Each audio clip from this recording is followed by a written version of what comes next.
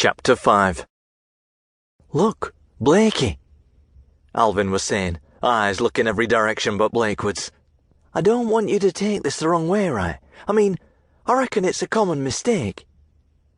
The main problem with having a shunt on the Wall Road is that it's a busy road, and if it's daytime, like this were, you're in for a traffic jam, as in 50-odd motors nose in the arse of your hearse, which has got a vampire in it. "Fuck you on about?" I says, trying to stare out 50 irate drivers. "I'm just saying, well, I reckon you got a slight gap in your, Alv, spit him out, or you'll be feeling the back of my hand, plus the front and sides of it, and the front of my head." "All right, well, can I just ask you a simple question? Without you taking offence to it, I mean." "When have I ever took offence to summat? I'm a fucking head doorman, fuck's sake, high-ranking security staff. It's vile that we looks at things subjective like." "What, in your opinion, is an hearse for?" "Eh?" "A hearse, Blakey. Type of vehicle you've crashed here. What is it used for? Bread vans is for carrying bread. Post vans is for carrying letters and that. What's a hearse for?" Fuck knows why he'd been fretting over me hitting him. I were more worried about him than leery at him. Were he going senile or something? "Alv," I says, all gentle, and like I were talking to a small young'un. "One who can't tie his own laces yet, and has got snot running out of both nostrils, the dirty fucking bastard. Alv, hearses is taxis. They're just posh taxis with a bit of space in the back, for posh folks like. There's no great mystery, my little friend." I reached out to ruffle his hair. He tried flinching away, but I grabbed an ear and reeled him in, then done the ruffling. "You dozy fucking twat," I says all affectionate. "All right," he says when I let him go. "So the place you got this hearse from, what do they do there, in your opinion?" "Posh taxi firm, innit?" I says, shrugging.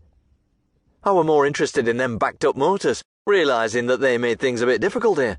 If it were dark, it would have been all right, but it were blazing fucking midday sun, give or take a couple of hours, and it were like I were under the spotlight, and they was my audience.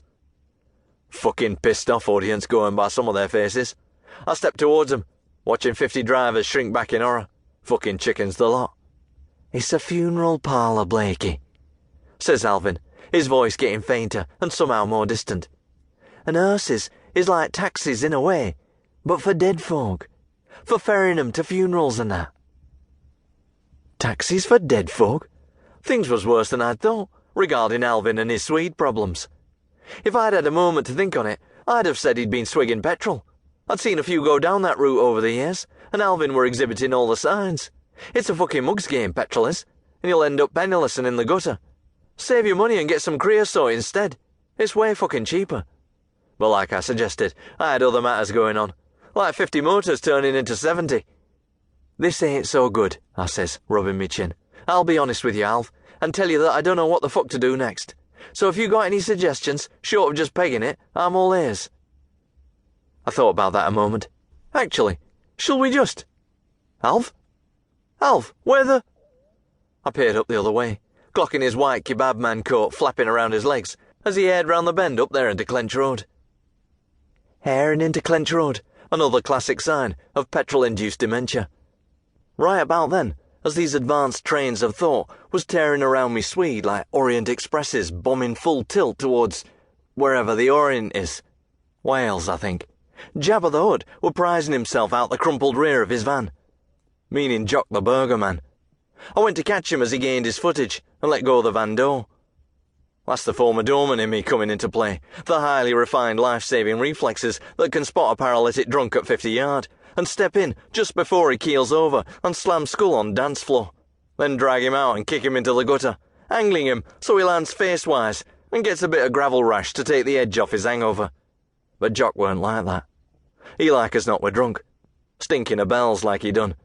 But when I grabbed his arm, he seemed more steady even than the Igor statue, which stands proud to one end of the high street, representing all the value summed up by some local cunt from olden times named Igor. "Get his fucking paw off us," he says. For fuck's sake, I thought. Is it going to be like this now? 'Cause I didn't have an interpreter no more, did I? "Look," I says, "I ain't got the first fucking bit of a clue what you're saying, Jock,